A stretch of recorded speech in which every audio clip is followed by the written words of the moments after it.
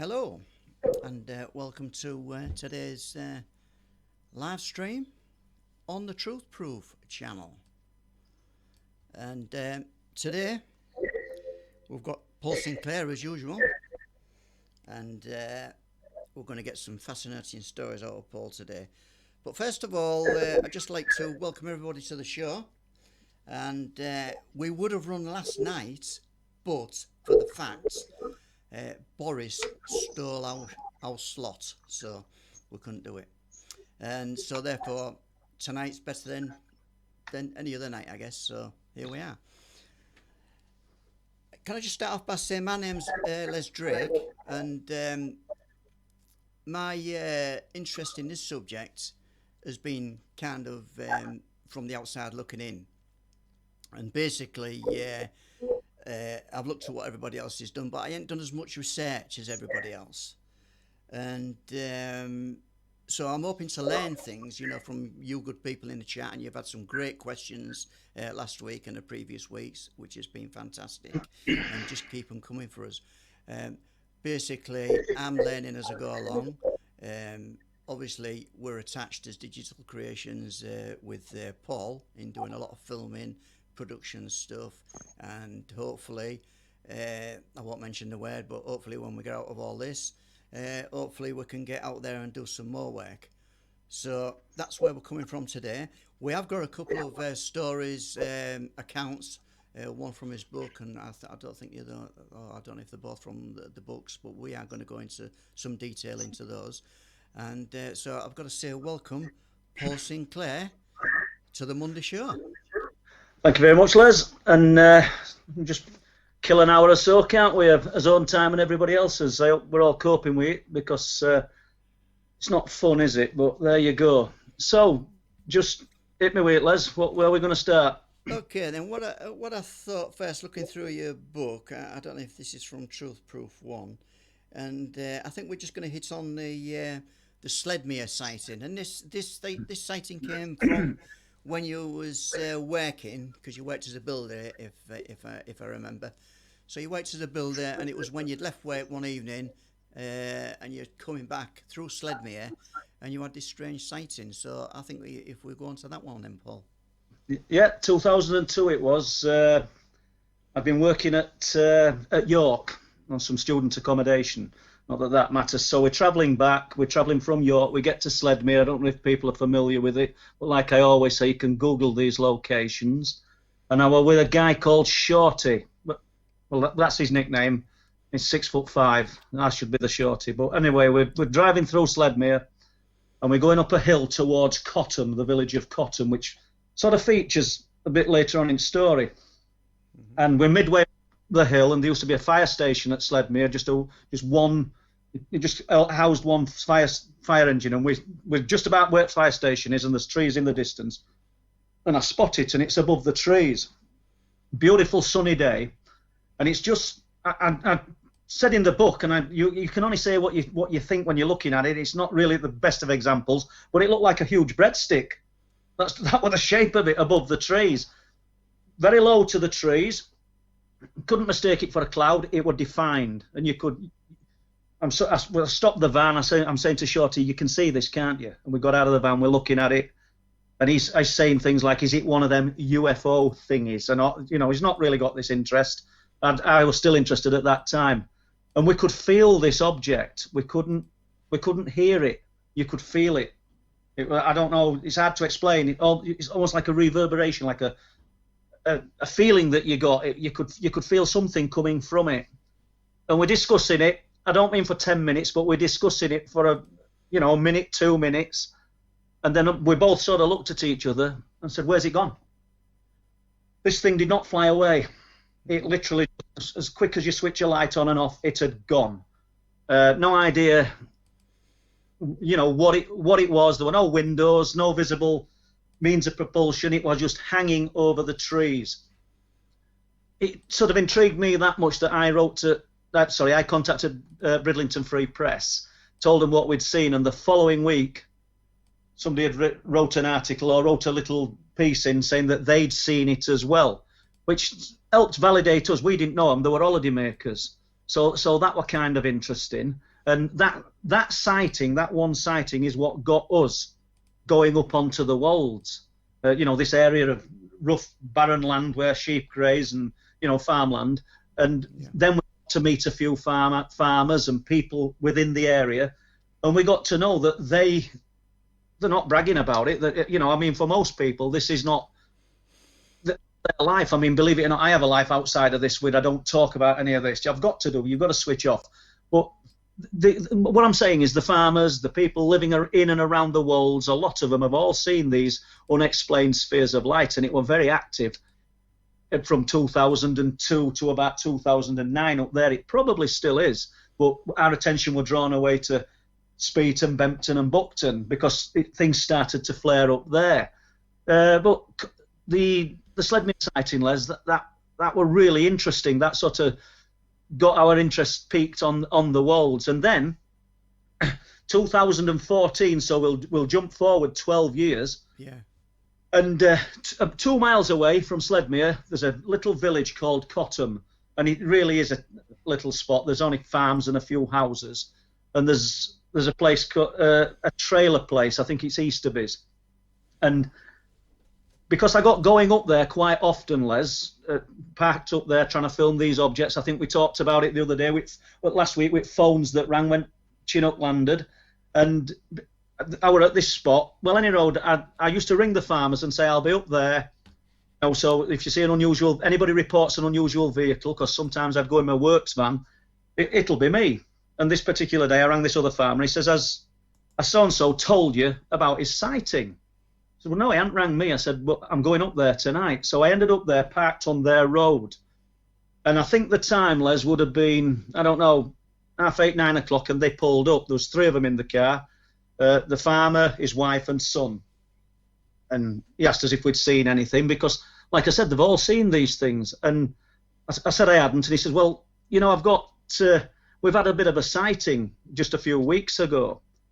And so I thought, I'm all ears. I want to hear about this. And they've got a great big gate with a big tyre on it. It's that big to shut it. He says, well, we pulled up about, I don't know, 8:30 at night. It's summertime, so there's plenty of light. And my son jumped out to shut the gate. Yeah. He said, and as he's shutting the gate, I think it was him he saw it first. He said, shouted his mum and dad and said, look. And their farm and everything runs down on a gradient, and you can't see the farmhouse and the farm buildings. But also, they'd had a mast put up to measure wind speed. Said, and this white tube appeared to come up from the ground in front of them. We're talking about on their land. We're not talking about 500 yards away, but you can't see anything because of the contours of the land. He said, and it came up. He said, and we're all just sort of thinking, good God, what's that? I can't believe what we're looking at here. You know, what is it? And that's basically the reaction they had. Now, all 3 of them did me drawings. I think it was the mum and the son said there was windows in this object, that they couldn't see anybody in these windows. They described it as being as big as a jumbo jet without wings. Now, how incredible is that? Why would they lie? Do you know what I mean? Why would they tell you such a story? If I were to jump back to the story that I saw with the sighting I had with Shorty, I'd have said it were that size. That's how big this thing was. So we've got it. He said it's in front of the mast because they've got that as a reference point, and it's slowly rising and then coming towards them. They started to panic because it's getting closer, and you know what we're going to do. And then they did what me and Shorty ended up doing. Where's it gone? Literally switched off. Now, you know, I mean, we can jump. Is this military technology that they're testing?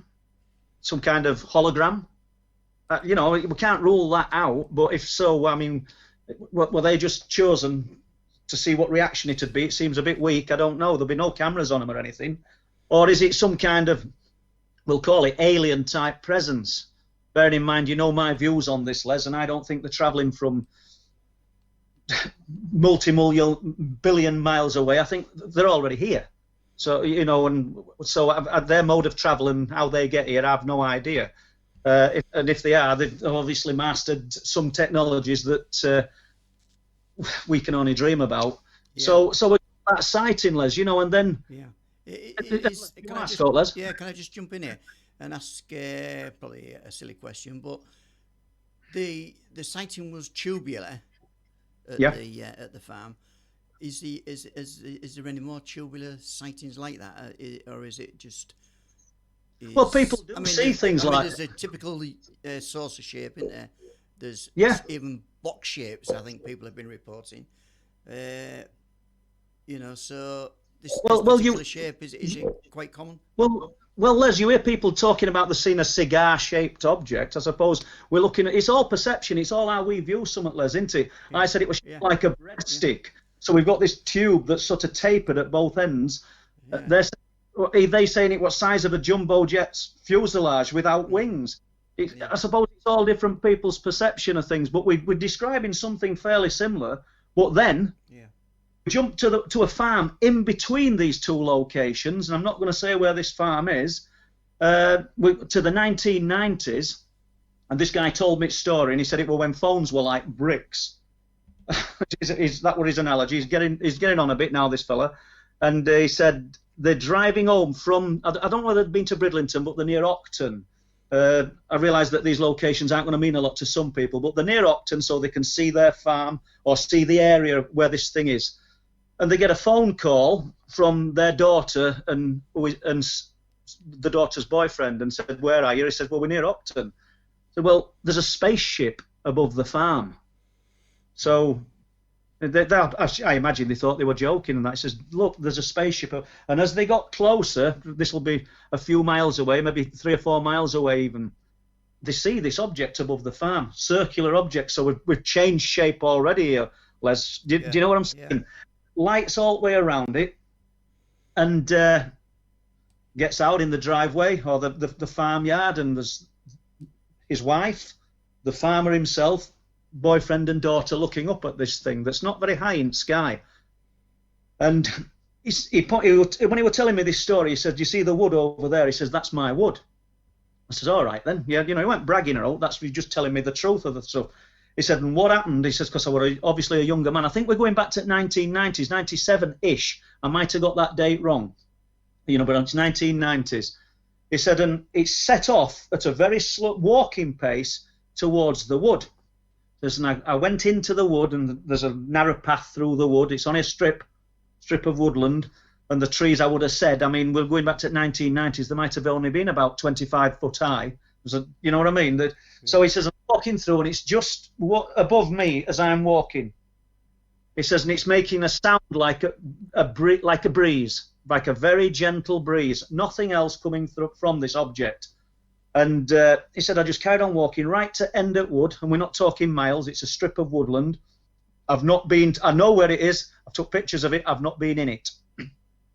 I walked to the end, and unusually, or whatever, this thing stopped, and it went back same way. And in the distance, he can hear his wife shouting, "You're going to get taken, please, come back," and panicking. He said, but I walked back, and underneath it, the same way, he said, and then we stood in the farmyard watching it, and it just disappeared. Now, if anybody knows Langtoft and these areas, the contours of the land, it's spectacular views and lovely to walk these places. He says, but it just followed contours at land and disappeared. That's 3 sightings, one from 1990s, 2002, and 2012, all within a local area. We know we've got a different shape thing with the round one, but this is where me and Steve Ashbridge spent years, and I mean years, 2 or 3 times a week, hours up at this location trying to film these things, and you're getting farmers stopping you because you look suspicious, asking you what you're doing. And when you've sort of told them, I don't mean all of them, but they'll say, we've seen them. Yeah, we know just what you mean. Farmer talking to me from Grindale who stopped and said that 3 lights, obviously 3 of anything, like we've said, is going to form a triangle, but perfect triangle, gold lights, side of his tractor as he's ploughing the fields, and then just veers away and just disappears. That's Grindale. That's not that far away, though. But the reports and the sightings around that area, Staxton Wold, they're just unending, and I just think I've probably just scratched the surface of this. Now we've got people talking to us, but I really am.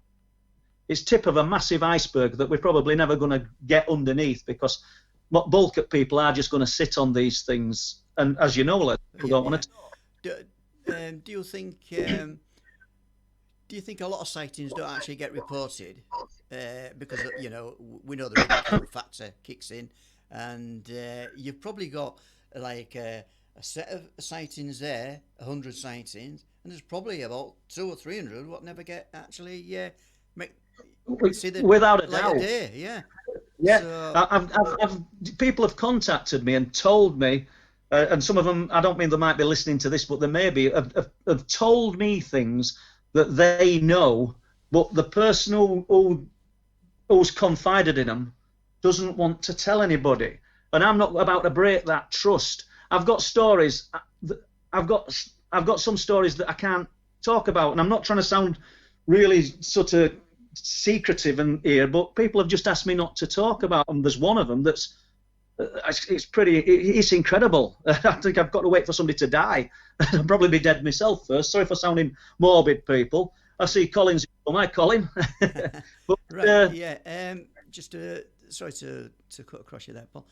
Just to pick up on some of the chat. We've got some great chat tonight, folks, and that's really excellent. Cool. Thank you. Excellent. Yeah. Appreciated. And thanks for. Waddy. It looks like we're up against. I've just had some information that we are up against Boris again tonight. So I don't know who's going to get the most views. Probably be Boris.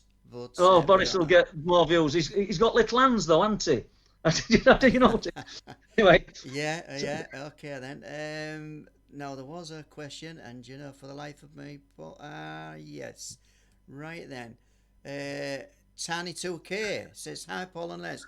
Paul, have you ever thought about going out to sea with the trawlermen to get a completely different perspective of what they're seeing?" I have, and Les will tell you I have been asked because we know a few trawlermen. Yeah. Been with me and met a very good friend of mine, Tom Quinn, who's got a boat in the harbour, and said to me, I just don't mean once or twice, on numerous occasions, "Now, do you want to know why I won't go out to sea? I think I'd be too frightened." I met no bones of going out to sea is not to everybody's I think I would be frightened. Not we were seeing the lights, and I've got no fear of walking about woodland in dark and other places. But the thought of going out to sea, the fear factor, it's not for Paul, I swear to you. No. Yeah, well, I know in the filming and production side of things, what we're doing with digital creations, I know that will be on the cards as soon as we can get out. It will for you. Yeah, and basically, I don't know if Boris is going to let us go out to sea because he hasn't mentioned that specifically. So, I don't want to dwell on Boris. Yeah. So, but Les, unless you've got another question, this just comes in right. This out to sea. Yeah, go on. Carry on, Paul. Yeah. Speaking to a trawlerman today. I spoke to him today, but he allowed me to record him last Friday. I think I maybe sent you a little bit of recording. It weren't recorded for some kind of production. It recorded for my notes because I'm going to write about it. Yeah. Now this guy, his real name's Ted. And I've got his surname, which I'm going to be using when I write about it. He had a boat in Bridlington Harbour. He used to have two. And the boat that he had at the time was called Boy's Own. And he took a fishing party of anglers from West Yorkshire or wherever out to a place called the Big Ridge off Flamborough and Bempton, near the magnetic zone that we've talked about, this magnetic anomaly. Now, I find this story quite incredible. So they set off at 5:30 in the morning in the summer of 2014. I haven't got his logbook yet. He's going to get the logbook, so we'll have an exact date. He says, "A beautiful morning." There was another boat in the harbour that was going out after them to the same fishing ground. So he said he set the plotter that takes them out there with various marks on it. The marks are he'd get to Flamborough Head, he'd get to a place called the Four Wrecks, and then he'd get to Big Ridge. The total journey time was 3 hours with a 30-minute stop at Four Wrecks. So I'm assuming there's 10 to 12 people on this boat, and there's Ted and his son. And off there, he says, we chased tide down to Flamborough Head, to Head End, as they call it. He said, and I decided to get my head down. We'd been up since 4:30, us getting bait and everything ready for these anglers. And I got my head down near engine mounting or whatever, and let Tom. The boat's got its plotted course. He's got the radar on. As long as he just follows that course, his son can navigate the boat. I think his son was 17 at the time, so that's what they're doing. In a short time into journey, or it seemed like a short time for Ted, Tom wakes him up. He says, "What are you doing?" He says, "We're here." I said, "What do you mean we're here?" He says, we can't be here. He says, and I sort of looked at my watch, because we should have got there for 9 o'clock with this 30-minute break at 4X to just do a little bit of fishing with feathers or whatever. I'm not a fisherman, but that's what he'd said. He said, so I looked at Plotter. It takes an hour and a half to get to 4X. We'd gone over 4X in 25 minutes. It showed it, but we couldn't have done it. It's an impossibility. This is a cobble, a fishing cobble. He said, unless you were on speedboat out of Bridlington Harbour, there's no way you could have done it. This thing just chugs along. And there's the other boat leaving Bridlington Harbour just behind them. Everything should have been tied in. And then he said, my next thing was, he says, I'm starting to worry and panic a bit. He said, because I'm thinking, well, we can't be here. Not an hour and a half early. He said, and I'm looking round, and I said to my son, how long's it been like this? He says, well, it happened when you fell asleep. He says, what do you mean it happened? So he said, I can only describe it. He said, everywhere, a full 360 degrees was gold. The sky was gold. And he said, like a golden Labrador, his exact words. And you should have seen him trying to conjure words up, trying to describe it, which is sort of a common thing when people are trying to describe something that's indescribable. Yeah. 40 years I've been fishing, never ever seen anything like this. He said, and the sea looked like somebody had poured oil everywhere on it. As far as the eye could see, to the horizon, it was like an oily plastic. And I said, I said, was it oil? He said, no. He said, it weren't. He said, you'd have seen all different colours in it if it were oil. He said, I just couldn't understand it. He said, I started to panic. He said, I even started to think, are we in eye of a storm? And are we just about to get hit? He says, because I didn't know what were happening. The lads who we took the fishing party had no idea. He said, the sun, he said, you could see the sun must have been behind whatever it was, but there was no sea threat. If anybody doesn't know, Les, what sea threat is, that's when the mists come in. He said, I've never experienced out like it. He said, and then the next strange thing is when you're baiting your hooks up and when you've got all this bait on board, he says it's just like a red rag to the seagulls. He says, we're normally chased all the way out by seagulls. Mm-hmm. Around us all the time. He says there weren't a bird. His words again, eerily quiet. Once again, how many people say when they're in the presence of some unexplained phenomena, do they say everything goes quiet, everything goes still? Yeah. So he's trying to work this out. He says, really worried. Come in there, Paul? Yeah, fire away. We hear all the time that people have missing time in that respect. Yes. This account, the time has moved forward. Yeah. An hour. Was it an hour you said? Hour and a half. Just under an hour and a half. Yeah. Yeah. Which is the first. That's the first I've heard of. Well, it's almost a time slip, isn't it? Yeah. I mean, some of the things I didn't have to prime this guy. He said it was like we were in a vortex. He says I couldn't understand it. He says the blokes, somebody on board boat said, I thought you said it were going to take 3 hours. He says, and my son just sort of looked at him, shrugged his shoulder and said, bait up, we're here. He said, and we were pulling cod out, we were catching fish like there were no tomorrow. But it gets a little bit weirder. The boat that left the harbour, he says the radar's on. He says, I have it on set for 3/4 of a mile. He could set it up to 50 miles. Yeah. He says, obviously it pings if it comes into contact with anything in that distance, is 3/4 of a mile. He says, and the radar sort of sounded, and as it did, I can see boat. I can see this boat. I'm not going to say what boat it was that were coming out of harbour, but he said I see this boat that had followed us. So, and this is 9 o'clock. So he gets in radio contact and speaks to this fisherman, and he says, we were going to contact Coast Guard. We thought you'd sank. You disappeared. He says, how long you been here? He says, nearly 2 hours. He says, it's impossible. He says, you set off same time as us. He says, it can't have been you then that's set off out at harbour. He says, it was, and we saw you behind us. You were following us. So that was other anomaly. And then he said after about, I don't know, 15, 20 minutes, and they didn't notice it because they were 3/4 of a mile away, the sea went back to normal. Suddenly, seabirds were there. All the gulls were squawking, and after the bait, and the sky became just a normal sunny morning. One last element to this, Les. Yeah. He said that, let me just get my facts right. He set the radar then to 10 miles. They were 12 miles off Bempton and Flamborough, and never picked anything up. He set it to 20, 30, 40. This is before the fishermen came, but I forgot to add that element. There was nothing. The radar picked nothing up at all. So no radio transmissions, everything. It was as if they were in a different place. But what's interesting, Les, this is the place where other fishermen have reported, as they say, steaming out to the fishing grounds. I'm not going to say Big Ridge because I'm not qualified to talk about where these guys are fishing, but it's in between 10 and 20 miles off Flamborough and Bempton, and suddenly the compasses just do what they want, and they haven't a clue where they are. This disorientation, but it only happens once. I mean, Ted's fished for years. As I said, 2 boats in harbour.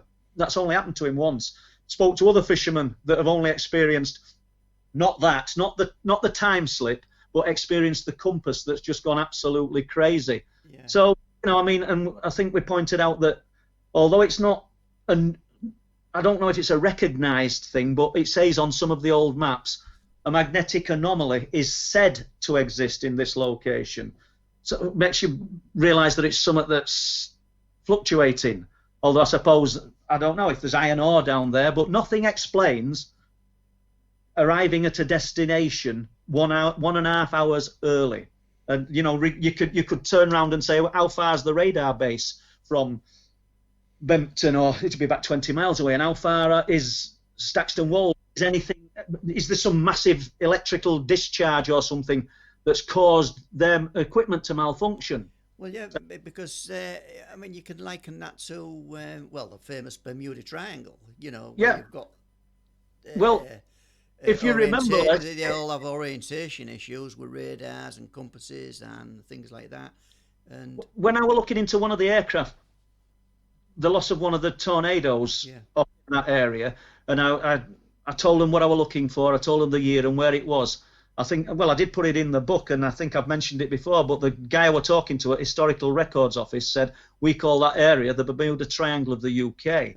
Interesting, interesting thing. Bit tongue-in-cheek, what I mean? Yeah. He didn't send me some paperwork saying we call it that, but I thought that were interesting. But to say that we could attribute it to some massive electrical, I don't know, interference to say that the equipment...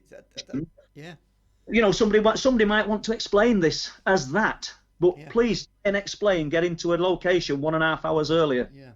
Should have done that. That would be difficult, Well, we're just going to troll through some of the chat then, Paul. Yeah, it is weird. Yes, Tino. Yeah. I think there's a general question from Steve-O, and was it Steve-O I saw on here? He's asking if you've ever met Nick Pope and had any dealings with him on these subjects. I have, yeah, and I speak as I find, and I've always found Nick Pope to be a really amiable, approachable kind of guy. I've spoke to him about a few of the aircraft crashes. He's been good enough to write me a few words for all the books. And I don't know extent to Nick Pope's knowledge. We just know that he worked for MOD on UFO desk, and I know there's people like to have a dig and about his role and everything else. But as far as I'm concerned, can't fault the guy. He's been really, really good and helpful to me. I'm not sure if that's answered what you're asking, but that's my views on it. Yeah, and we'll move on. That was a good question. That's Steve-O, and somebody saying Pope is a government shill. Well, I can't speak. No, I think there'll be somebody listening to me talking and thinking I'm just talking a load of rubbish. You can't please everybody. As I say, all I'm going to do, all I'll ever do is speak as I find. And if people treat me right, I don't make judgment or anything. I'm just happy enough to be right with everybody else. So come on, let's do some questions. Yeah. Jay Matthews says, Hi, Jay. Yeah. Good evening, Jay. I like Nick on a personal level. And as someone said, it's not a position you just retire from. So I don't know what Jay means by that one. Well, that's true. I suppose if you've worked within the government, you'll have signed the Official Secrets Act, and you may be privy to some knowledge that you can never talk about. But I mean, that's the way of things. It's only like, a lot of people talk about the Rendlesham Forest incident and certain people within it that have more information to give but aren't going to say anything. At the end of the day, it's their right. I mean, it's their neck on the line. If they do talk and speak out of line, we just can't please everybody. I've got a few things to say that aren't. Well, not to say, sorry. I've got a few things that I just don't talk about because I know I'd get into a lot of trouble. And so I'm sure there's other people in higher positions than me, because what am I? Just living in, do you know what I mean? The ex-joiner. It's just how it is. Now, these lights, we were talking about the lights to jump back onto the walls. In 2007, and please in questions, if you see anything I'm talking about twice, I know loads of people just rehash all the same stuff, but it's nice to give new information. Yeah. There's a lady called Elaine who I've met and who me and Chris Turner filmed. I filmed her and Chris put it together for bringing down the light, and we filmed her last year, and she was coming home to her home in a place called Huggett, which is just a few miles away from Cottam, where these UFOs were seen. It were a freezing winter's night, lots of ice on the roads and that, very dangerous. Her husband had spoke to her before she set off. She was leaving from her daughter's, and made sure she'd got a phone charged and everything, because that's sort of relevant in this story. And as she's driving along this road, this single track road back home to Huggett, she sees lights above the hedges.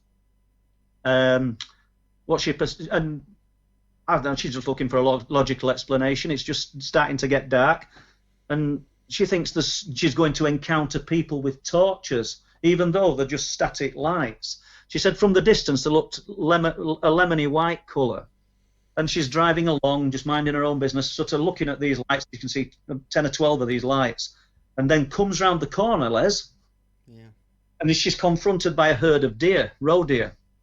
She said, I just can't believe it. And she said, the stag, or the buck, she says, I'm almost sort of looking at it, that snapshot of when I'm looking into its eyes. She says, and there's these orange lights. They're not lemony white, they're orange, and they're above it, just a few feet above the deer's head. She said, and to her, it looked like she's gathering all this information in seconds. She said, but they were there, and it looked like they were herding them. The deer they seemed sort of nullified, like subdued. With this, she took evasive action, crashed in through a hedgerow, went down a field and crashed a car. She's stuck at the bottom of the field. And as I say, if you've watched Bringing Down the Light, you can see her describing this. She said, now look through the window, and the lights are coming down. She says, and I've still not registered. I'm thinking, oh, they're going to come and help me. Because she didn't see people, but she's not digesting what she's actually seen truly till later. She saw the deer. Nobody's looking for football-sized orange lights that are independent. She's thinking there's lights people going to be there. So I couldn't get out. The car's wedged in. She said, so I had to climb out of the back window of the back door, and this time there's nobody there. She said the lights have gone, and I scrambled back up the field. The deer have gone. There's nothing, and then I'm starting to think these were spheres of light. These were just football-sized orange lights above the deer. We're not talking 20 feet in air, just above the deer, a few feet. She gets to a phone to ring her husband. Her phone's dead, which is unusual because she'd got charge, and he always wanted her to keep plenty of charging because they lived in a remote location. But she said, I was 10 minutes from home. It took me an hour to get home. She's not got any recollection of anything happening. I'm just repeating in story. But once again, That's probably one of the only stories, you know, that I've got where we've actually got an association with livestock. Yeah.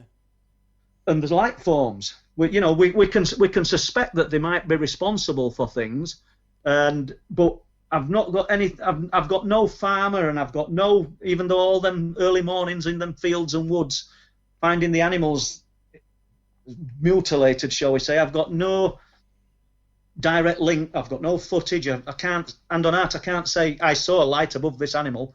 That's not happened. But she gave us that association. Yeah. And she'd no need to tell that story. Well, nobody has, have they? You know, really interesting. Any more questions? Yeah, just to stay on that a little bit. Steve asks, well, you're stating really, would love those farmers to talk with you, Paul, would make a great book. Now, we know farmers are pretty reserved in even what they tell another farmer, don't we? You know, they keep themselves to themselves. So how do you think this would evolve? You know, if you could get information out.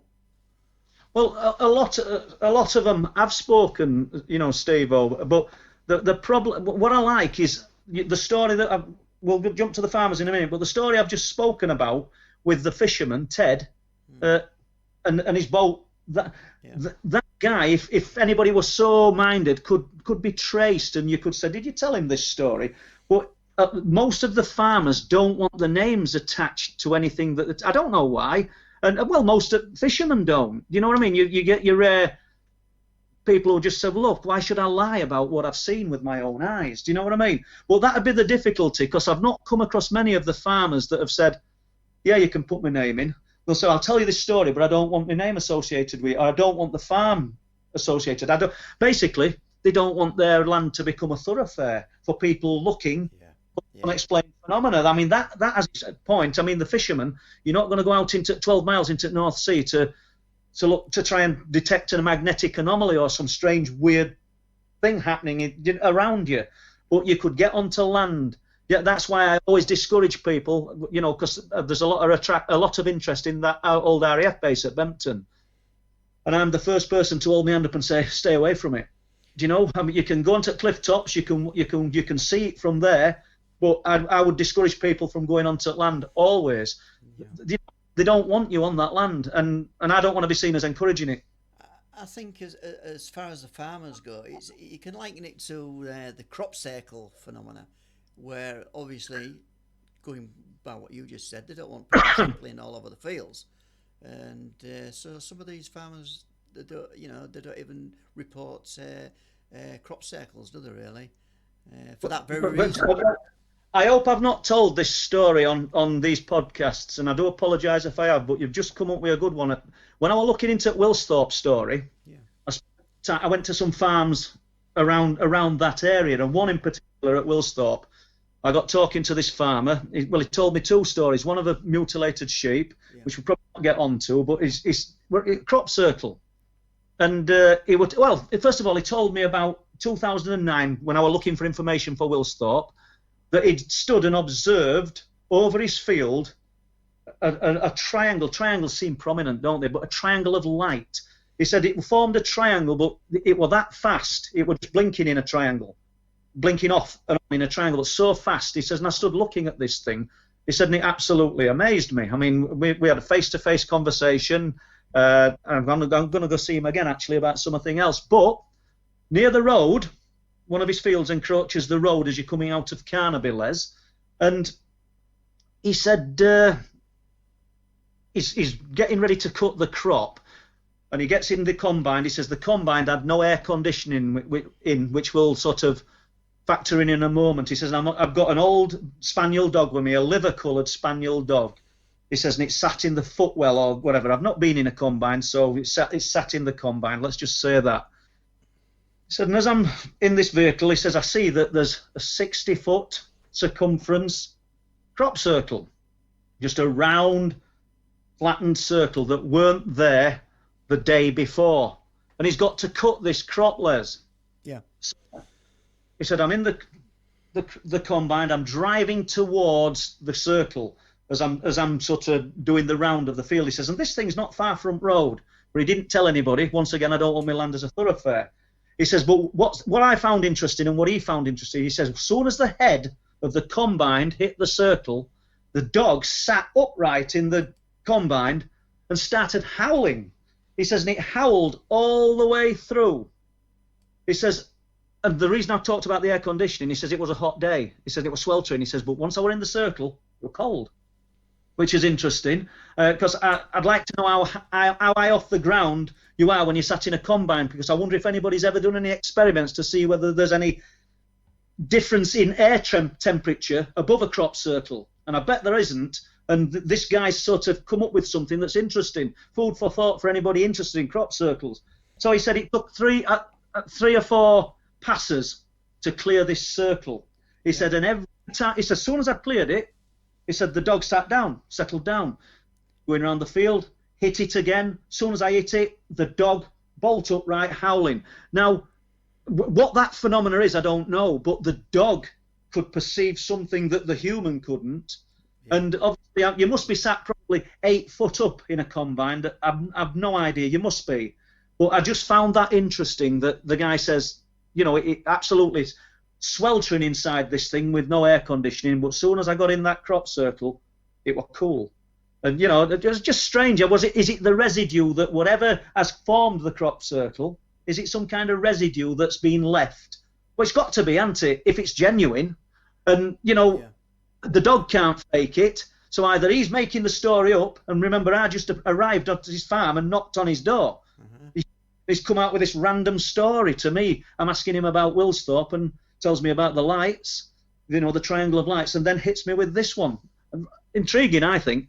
Yeah. Okay then, Paul. That's fascinating in itself.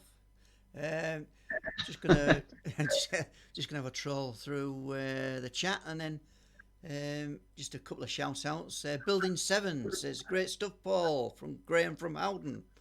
Thank you. I don't know if you know Graham. And Waddy says hi from the Bempton guys. Oh, yes. Yeah. Hi, Waddy. Yeah, Waddy, I think we've spoken, Waddy. I'm still waiting to speak to you. MKMD Exploration. Hi from Hull, I think he's trying to say there. That's good, yeah. Right then, here's a brilliant question, Paul, and it's from Tony Shepherd. Okay. Tony asks, do you ever do any FOIA requests? FOI requests? Yeah, FOI, yeah. I did. Last one I did was, I don't know, beginning of this year or end of last year, and that were about for lights that were seen by a guy called Dave Barker at Flamborough. And I know your questions about the FOI requests, but yes, I do. Yeah. I've done them about the aircraft that have crashed. I've done them about Wilsthorpe. Incidentally, the old couple that told me about what we've called the Wilsthorpe incident, they told me that they witnessed a huge circle of glowing boomerang-shaped objects. I know we touched on this the other week, I think. Yeah, we did. Overseas at Wilsthorpe. I put a Freedom of Information request in to see if there were any activity on the nights that they'd told me. They saw these things on the 14th of September 2009. Yeah. I got a response back saying that there was a top secret military exercise taking place on the dates that I'd asked. But I mean, it's a strange one because I'd got the bait diggers out of the harbour who got removed off the beach by the military on the evenings of the same date, because you know the tide dictates what time they dig bait, so they can't say I'm going to work 9 to 5. If it's 3 in the morning, that's what they do. Yeah. So it could have been a top secret military exercise. However, the bait diggers reported seeing black triangles entering the sea. And intriguing, you know. Yeah. So when you get these FOIA requests back, how much of that is redacted? Well, I suppose it depends on what you're asking, Les. Yeah. There's people a lot more qualified than me at putting these requests in. Yeah. Philip might be a big guy to talk to on this because Philip's put loads in. And when I were looking into some of these aircraft crashes, and I've got the information back, or be it redacted. The limited information back. Philip's put some in years before for similar incidents, and he's got a little bit more information. It's almost as though the secrecy levels have stepped up. It doesn't necessarily mean that there's a massive secret there, but Well, everybody knows how things are now, and things are just tight. Nobody likes to give knowledge away, do they? No, no. It sounds, coming by the chat, it sounds as if my mic levels are a bit low. So I'm just going to pull the microphone out Okay. for now. Is that a little bit better, folks? Yeah. Yeah, I can hear you. Yeah, you can hear me, can't you? Okay, then. So let's just move on a little bit then. Let's have a look. I think we've got someone on the laptop down here. Building 7. Has Paul looked into the work of Bruce Cathy and the energy grid UFOs, which seem to follow? It'll probably be short and sweet. I'm sorry I haven't. I've no shame in saying I hardly read anything, and I don't watch much on TV. I sort of do my own thing.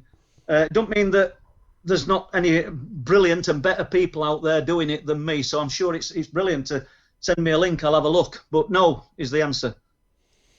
Right. Okay. And then we've got the Outer Limits magazine. Hello, Chris. Hi, Chris.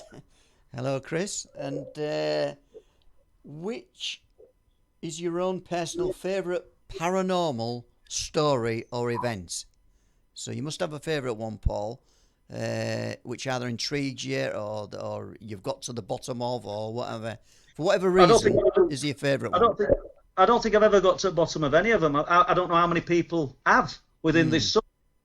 I don't want to sound like a boast, but my favourite one is my own. That's I'm right in the night. No, it is. Yeah. It really is. That's the reason I'm so entrenched and so driven by this subject. Yeah. And when you've seen things, when you've actually seen something. I mean, I went for years without telling people. I went for years and years. Mary, my wife, knew, but for years and years, absolutely. I think it was 2015 when I actually said on something like this, I've seen these beings as a child. Not making it up. I kept it to myself for years and years. And I said it to Whitley Strieber. It was Whitley Strieber that got me talking about it. That's the truth of it. Yeah. And I must admit, I'm glad I did. It was like a cork coming off a bottle. It was just a relief. Well, that's what I found so fascinating about you, Paul. And it's your story. It's your personal story. Yeah, and you've not got it from a book anywhere. You've not seen it online, or you've not done anything like that. It's just coming from you and you alone. It is, and it's not so much a story as it's just a sequence of events and things that it weren't a particularly nice childhood, and there's no love and light in the things that I saw. Yeah. I mean, I think the first one that I saw, and I know I maybe talked about it on here. I've called it The Moon on the Rooftops in the book, and it was my dad waking me up. I don't know, as a little boy, 4 or 5 years old, and where we lived at Old Dennerby, we overlooked the town of Mexborough, and he wanted to show me this huge sphere of light travelling across the rooftops, and he thought it were a weather balloon. I'm not saying it weren't. I were only a little boy. I can see it as vivid now. He had some binoculars that his brother had given him, who were in Navy. It's powerful, and I'm looking at this thing, and it just looked like it was just vibrant and alive. I watched it for ages, but things seemed to happen after that. I don't know whether that was the catalyst. I don't know whether that's what. Yeah. I don't know whether I've written in Truth Proof 1 about the intermind connection, where people are looking at these things and suddenly they're on them. The actual perceived UFO. The rock angler at Bempton who were looking at that star that he couldn't sort of recognise, that sort of puzzled him, and then suddenly everything around him's lit up in a brilliant light that's as bright as a welder's light, and on. It's almost as though when you think about these things and you concentrate on them, things happen. Yeah. I don't think as a child I'd have been thinking any of that, but I remember looking at this thing, and then I remember waking up in my bedroom and thinking, because we'd only got cattle at the back of us at Old Dennerby, just pastures, and then the town. So a child's not got limited vocabulary and limited things he can speak about, and the only thing I could think with eyes that big were cows. And I had these eyes that I can see blending into curtains and thinking that the cow's eyes. Yeah. I remember thinking it, sorry, Les. That's brilliant. Just to go back to the chat, I think HMTV just asking a general question. How's the latest book coming along, Paul? Any release date coming up? I thought I'd And that's Paul Leonard, by the way. Paul Leonard. Hi, Paul. You all right, mate? Yeah. Great to Say hello. I thought I'd finished it about 2 weeks ago, and I've got a brilliant guy and his wife editing it for me, Don Lodge and his wife Barbara, and he thought that the last quarter of the book just weren't quite up to scratch. I didn't like what he'd said, but he were right. There's a few people read it. Linda Moulton Howe thought the same, and she didn't set back end of the book, but it was along the same lines. Mm-hmm.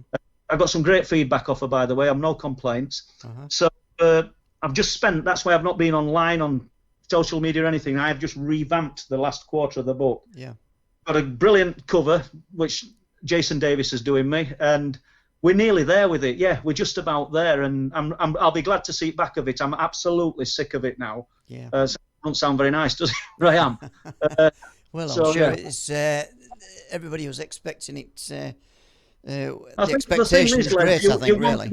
You want it to be as good as you can, but I might not be being as objective because I'm writing about personal things. Yeah. And so it might be better than I think it is. It might not be as good as I think it is. Do you know what I'm saying? Yeah. I was glad of the advice that I'd had from these people.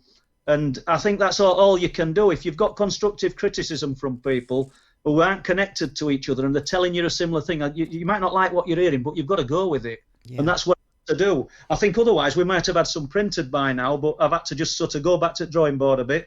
I've had a kick up backside and redress it. Yeah. Okay, then I'm just going to read some more off the chat. Waddy says, "Hey mates," I don't know if you know Waddy, yes, and that's another thing, folks. Just a little bit of housekeeping here. Don't forget to press the like button, press the bell icon so you get the notifications when we go with a podcast or when we go put a video out, which would be great. And give us a like and everything else associated with social media. Even a share would be pretty good. Okay, just to move on a little bit. Let's have a look. Yeah, another one about. Have you ever heard of UFOs that move organically? For example, you watch it and your mind says it must be mechanical, but it moves organically, no sound, like floating. It's a good question. That's why we called the first website ILF UFO Intelligent Light Forms. It was almost like you were looking at at intelligent light, for want of a better word. It seemed to be interacting, just like the light interacted with the fisherman that he's looking at it, and then suddenly appeared over his head. Just like, are you going to sing a song, Les? Are you gearing up to sing for us? Not quite. No, I've just. I moved the microphone out. The other fisherman that we were interviewing on the cliff tops, me and Bob Brown, and he allowed us to film him. We asked him if he'd seen the light forms, and he said he hadn't. Put the gear away. I know I'm repeating myself here. And the two of these bloody things appeared above his heads. Well, they were just out to sea, not miles out to sea. And it's almost as like there's some kind of connection, some kind of awareness with these things. I've noted that when I take people out there who've not been before, if they want to go up, not on every occasion, but something happens. Me and Bob go up for 6 months, nothing happens. It's weird. And just to stay with that a little bit, I mean, it makes you wonder what this phenomena is. It's definitely multifaceted, but is it such an intelligence that it can be many things? But all the time it is one thing. Yeah. What I mean? So you're a nuts and bolts UFO researcher, and you believe that these craft you can tap on the side of them and they're solid steel. Well, these guys, they're probably genuine researchers, but they say that's what they tend to see. Yeah. I don't know how that works, and like I'm into these light forms and things, and that's what we're seeing. I'm not seeing UFOs that I can tap. It's weird. I mean, I might be barking up wrong tree, I think with this subject, expect the unexpected. We've just got to keep lifting stones. We might never find an answer. There's better researchers than me that have sort of done this all their lives and gone to grave knowing no more than when they started. I don't know anymore. Okay, I think there was a couple of questions came in about. So I am conscious of the time now, Paul, because no worries, just to get through it. So just be a quick one on this one. Did you ever find out what the man you randomly met on the old bicycle, who kept saying you've brought down the light, was he referring to something specific, in your opinion? I don't know. I know you've touched on this one numerous times, and it's really, really fascinating, this one. And obviously, it's stirred up people's fascinations with it. And basically, I think he was there to intimidate. I was looking into things. I'd already had a phone call saying stop looking into events over the North Sea. The guy, I didn't meet him on my own. My wife was there. She witnessed it. She heard it all. The guy at the barber shop over the road saw him come to us. They'd been watching him for a while. I think he was there to intimidate. What he was, I don't know. He was a strange-looking human being, if he were human. Let's just say that. And I know I sound like a broken record, but he just looked like an action man. But wrap-around glasses on, very strange. Yeah. Here's a quick question then, Paul. Danny Rind asks, are there any stories from Wetwang? Now, if anybody doesn't know Wetwang, it's a strange sounding name, but it is an East Yorkshire village. Once again, the light forms, and if you're from Wetwang and you've got something you want to share, just contact me. Once again, these spheres of light all around Fridythorpe, Wetwang, the spheres of light, that's all I can say, and UFO activity. But once again, you will know that we've got a lot of ancient earthworks around those locations as well. And there's not Nafferton, at Garton on the Wolds, there's a story, very old story, about, it's almost a folk tale of people seeing what they perceived as a circle of fire at Garton on the Wolds, and they could see into it and almost see another location within the circle. I mean, don't forget, we're going with descriptions from ancient times, and that have been limited in their vocabulary, just like we're limited now. So it sounds to me like some kind of portal, and that's at Nafferton that's been described. And we're all close as around Wetwang, Nafferton. All these places are sort of within miles of each other, where lots of this unexplained phenomenon has been seen. A view about? Yeah, I think there's a couple here from last week, Paul. So it's just a bit of housekeeping here.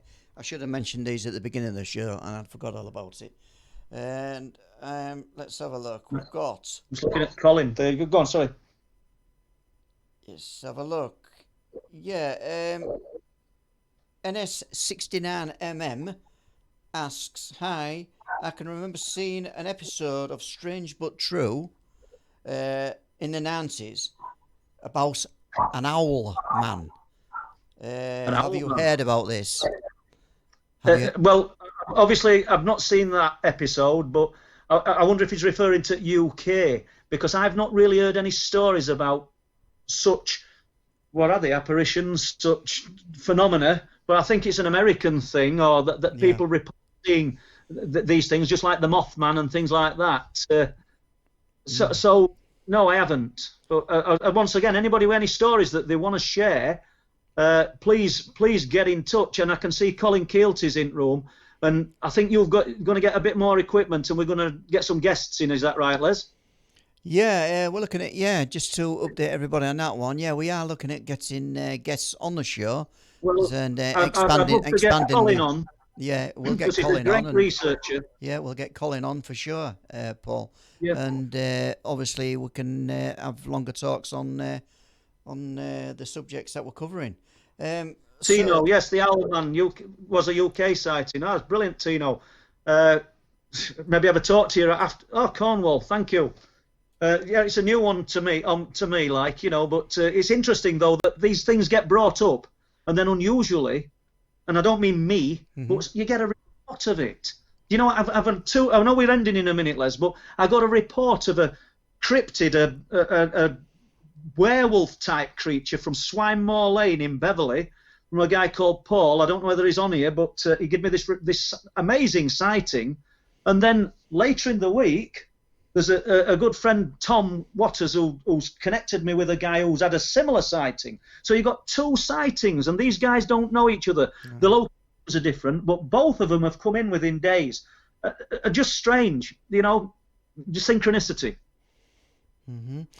Building 7 says, I have some evidence regarding the relationship between standing stones, ley lines, 11-year sunspot cycles, and the appearance of UFOs and cryptids.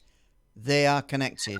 That's from Building 7. So, well, all I'd say to that is you could be right. I wouldn't say Building 7, they are connected, because I've got no proof of it.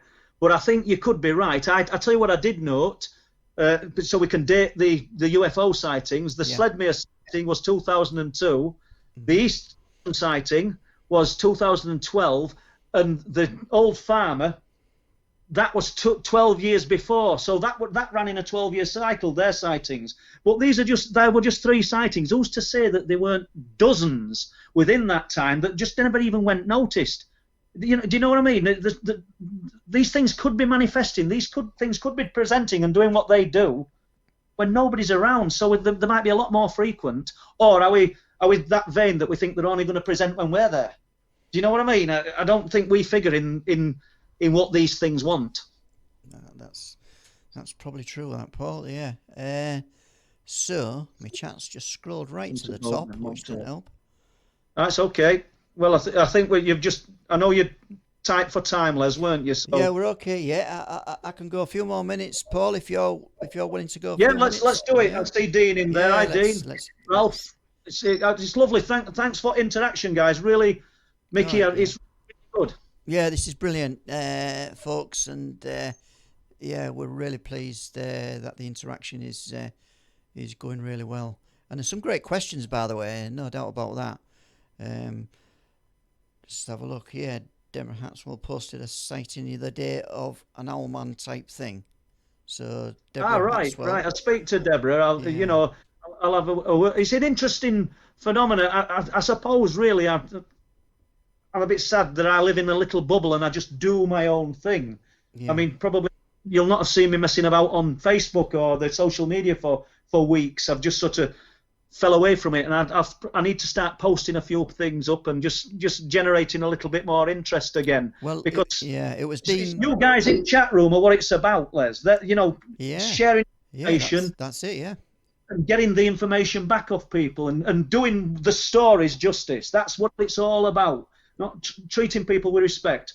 Well, that question came from Dean Cooling, so that was a good. Good one. Thank you, Dean. Let's have a look then. Now, is there anything there what you can see, Paul? That we can. They're in, but you know what I'm like. If I start scrolling down, I'll end up losing everything. But I've enjoyed that, guys. And I don't know if we're going to do it next week, are we, Les? More than likely. Right. I'll tell you what I would like. I mean, anybody in chat room? I think it were Nick Moore that suggested it. If you've got any questions, do it in block capitals. Provided it's not a book. Yeah, that helps us differentiate between. That would help. And I've realised I should have said that about an hour ago. Well, you forgot, and I forgot about that. Yeah. Yeah. So do them in block capitals, and that would help.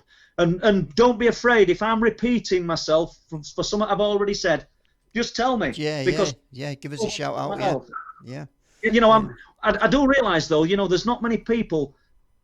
There will be people, but there's not many sort of saying or talking about new research. I'd love to talk about these new cryptid sightings perhaps next week. Yeah. And just run us through them. We can fill 15-20 minutes in with them 2 sightings because they're incredible, really. But to do them in 5 minutes now wouldn't do them any justice.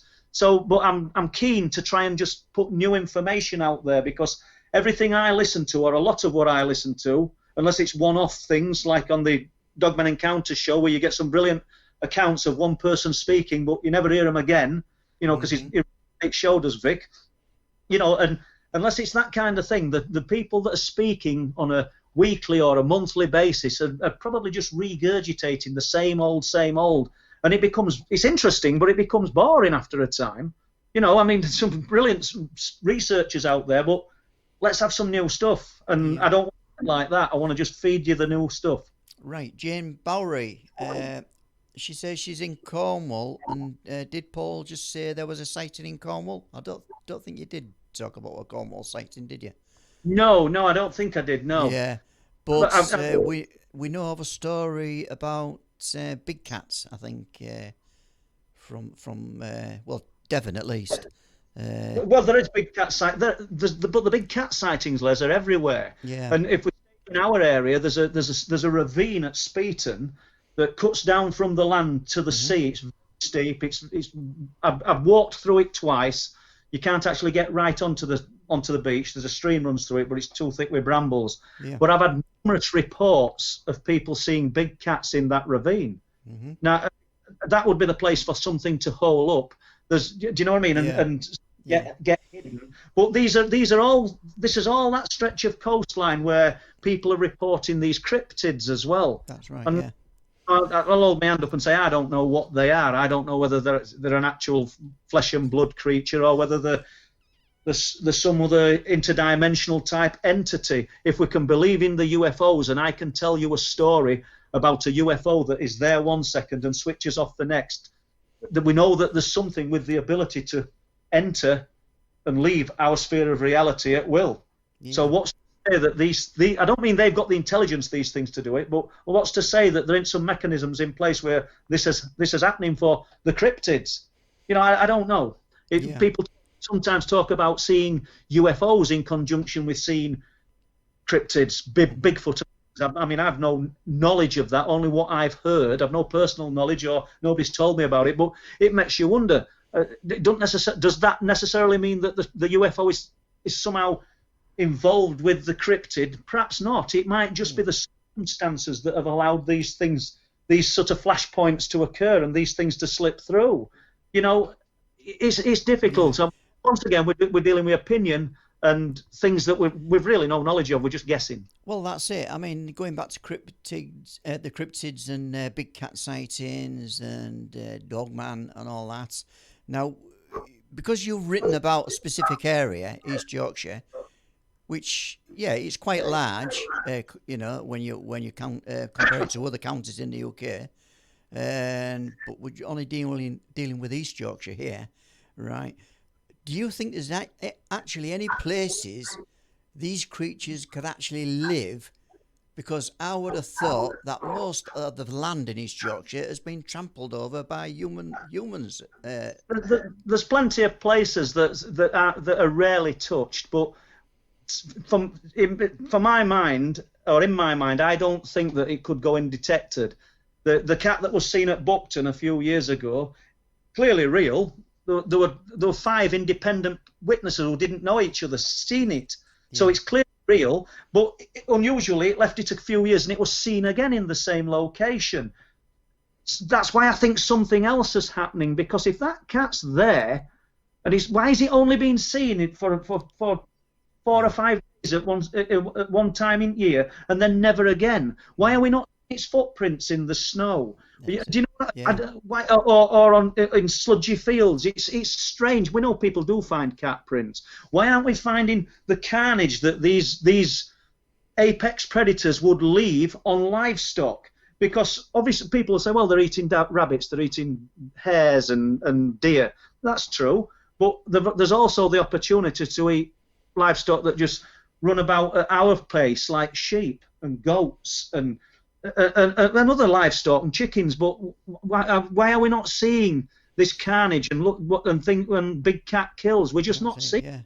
Yeah. You know, the livestock that I were looking at that were killed didn't look like big cat kills. Right. Okay. Fascinating. Just to change the subject, I think here is Mickey Pierce. Hi, Mickey. Yeah. Good evening, Mickey. Okay, I ask.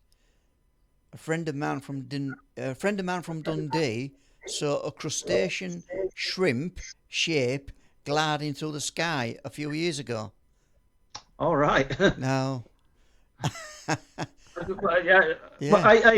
not laughing at your question, Mickey. No, we're not.